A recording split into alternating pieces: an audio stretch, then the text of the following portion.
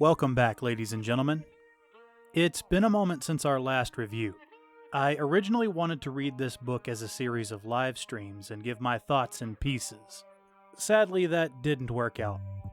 So this will have to be in my normal review format. But I found some time to sit and finish the story, and we can finally talk about it. First, a quick bit of self-promotion. I'm also an author, and you can check out my books through the link in the description. Battle Games is my science fiction sports series, and Hapless Homesteader follows a shut-in as he tries to deal with the collapse of the world. I welcome all comments and critiques. Also, if you enjoy my videos, please like, share, and subscribe. It really helps me out. E-begging out of the way, let's get into the review. We'll do this the normal way. First, a bit about the story, then what I didn't like, then what I liked, and lastly, my thoughts. Cirrus is an astronomer, and he's been exiled from his school. What did he do? We don't really know. But it was bad enough to force him into the cold wilderness on a quest to deliver the last tome of knowledge of his school. And things are going swimmingly, except he's being attacked by a wolf. It's an old wolf. It's beaten up and missing a leg.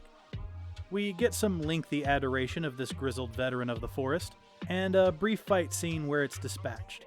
Then Cirrus is left to make his injured way to Terminus, the aptly named last human city.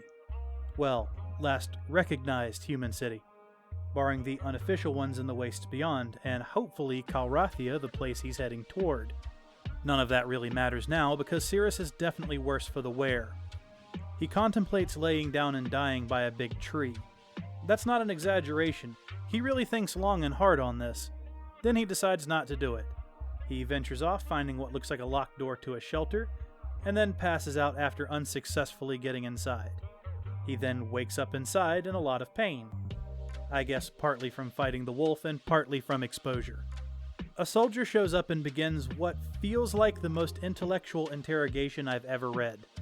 The soldier says he doesn't think Cirrus is a threat, and so he's going to help him out. Shortly after this, he tells Cirrus that if he'd answered the questions wrong, the soldier would have just left him in the tunnels beneath his little shelter to die. Cirrus then uses a special crimson liquid to torture himself into physical fitness. You heard that right. It's not 100% correct. This item is called the Benny Tincture. It's a wonder drug that, if used correctly, can heal a person completely, while causing them mind-racking pain so bad they can bite through their tongue just in time to feel it regrow in their mouth. After this little bit of horror, the two eat some canned meat, and the soldier takes Cirrus to the city. They arrive outside the city just in time to see a group of tribesmen taking two beautiful women away. Challenges are made, questions are asked, and matters of honor and honesty come up.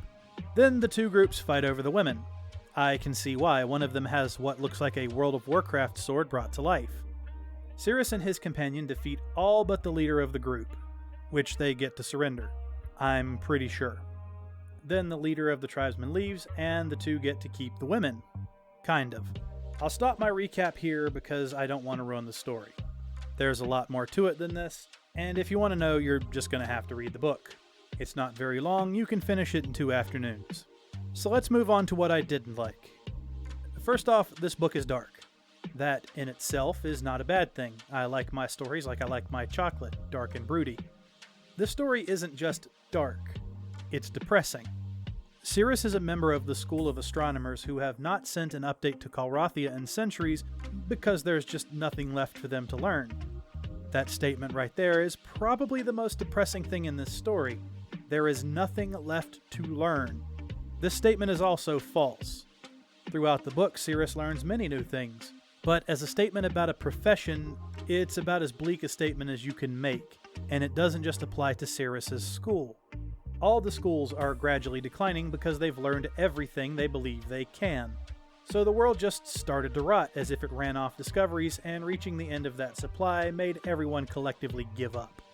There is also a mention of some great furnace that keeps the world heated, and it's dying, probably because it's fallen into disrepair. So the world is gradually being covered in ice and snow. Aside from that, every place Cirrus goes, or remembers being, is gradually falling into ruins. Maybe it's just because I'm getting older, but there's only so much dark I can take. I had to read this book in several sittings. Not because it's poorly written, but because it was making me depressed.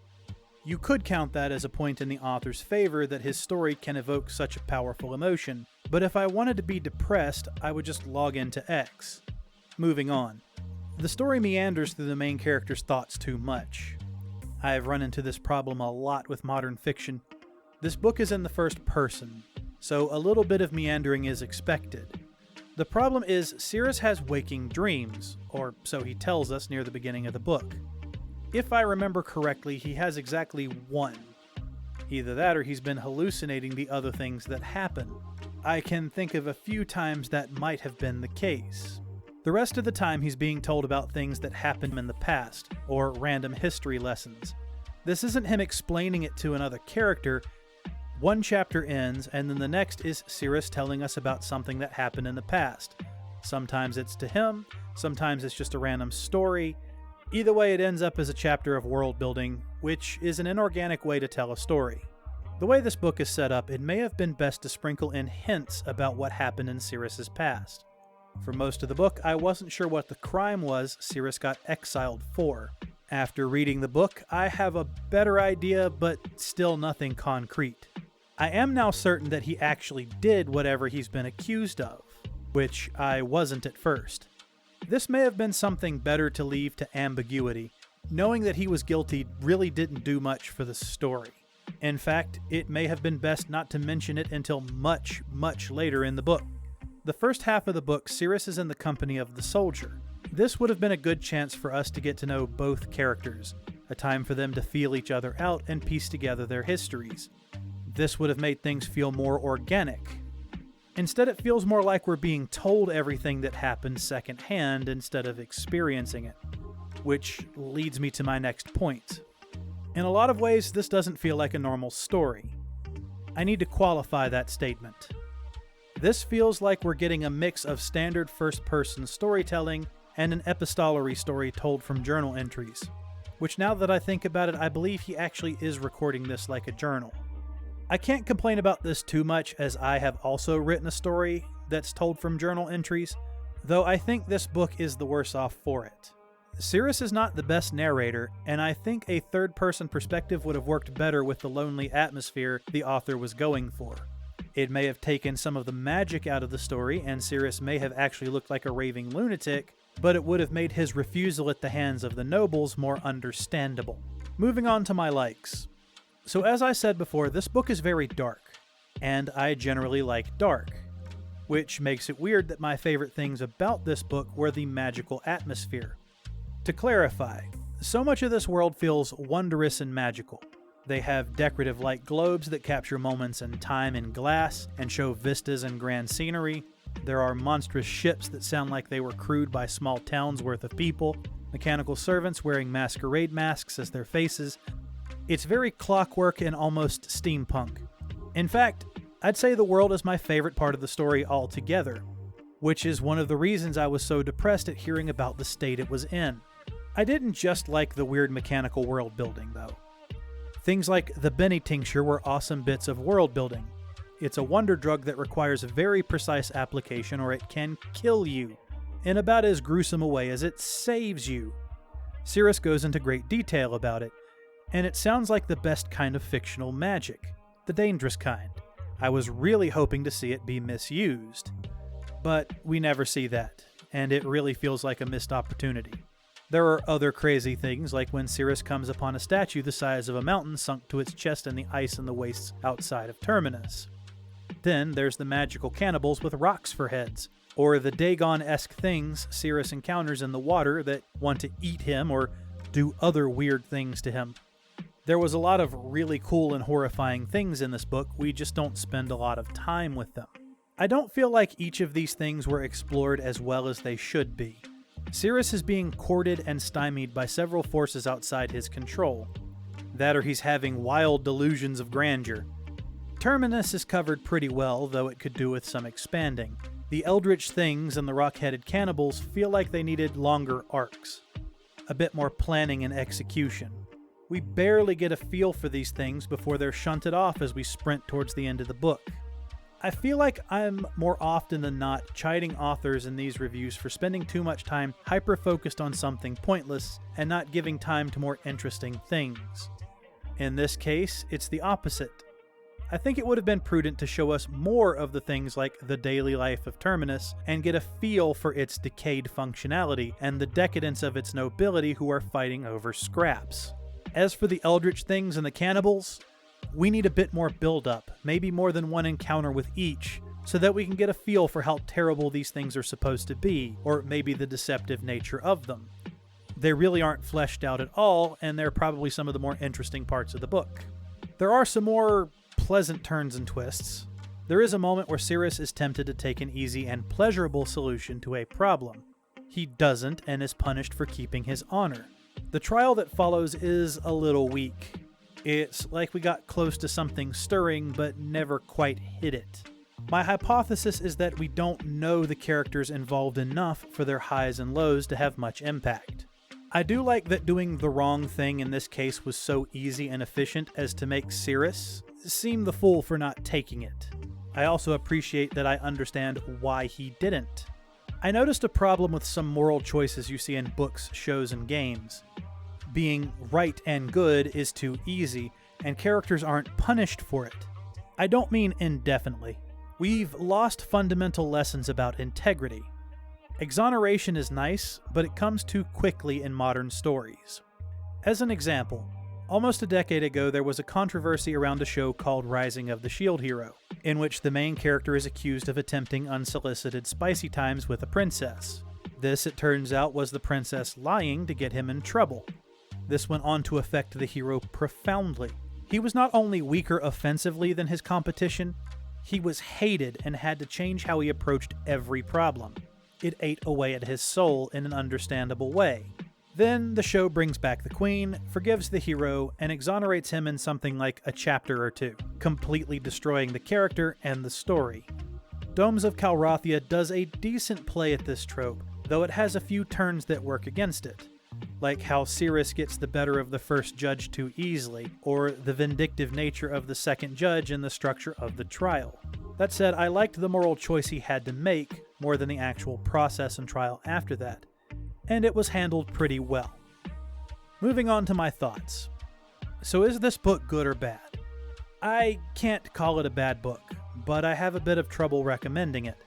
Aside from the depression it inflicted on me early in the story, the rest of the book is a bit flat. There's nothing offensive in it, it just failed to grab me.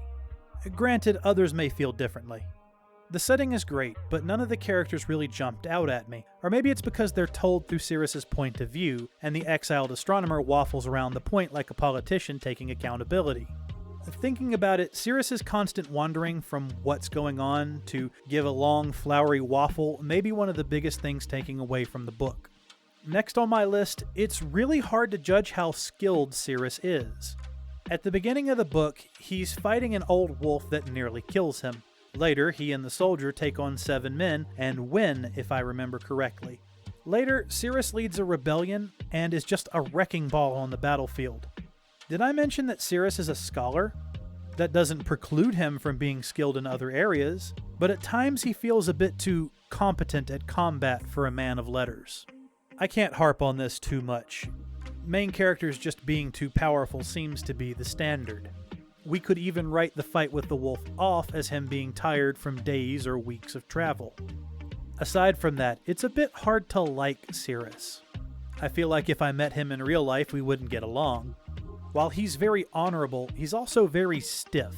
He's always ready to stand on law and ceremony, which isn't always a bad thing, but it makes him inflexible. This is quickly becoming a dislike, but I didn't dislike Sirius as a character. It's hard to know what to feel about him. It leads me to the question, in this world would Sirius be an exceptional person?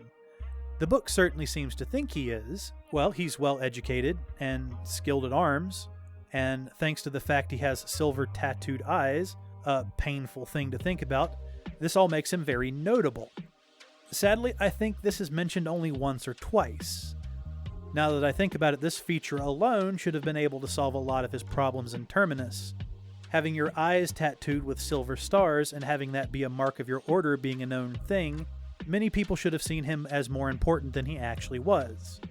That said, many of the important people consider him to be more of a con man, Or they're simply looking for a way not to honor their obligations, which I kind of understand. It's been a few centuries since the last pilgrim has made their way to Terminus.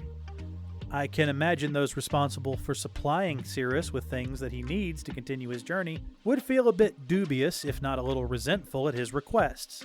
I'm surprised they feel any kind of obligation at all. There doesn't appear to be any overarching governing body aside from the potentate, which I think is a stand-in for God. That said, most cities don't seem capable of maintaining their infrastructure. They would have been well within their rights to tell Cirrus to shove off. They didn't care about what his quest was, and no one alive today would remember the last person to come through. It would be a bit like someone taking a covered wagon from Cleveland to Portland and expecting the laws of homesteading to be the same. The problem with long timelines and traditions is that at some point they become meaningless. It's kind of like in Gardens of the Moon. How long can a person live or hold a grudge or wait before the meaning of the time is lost in its length? Good luck, everyone.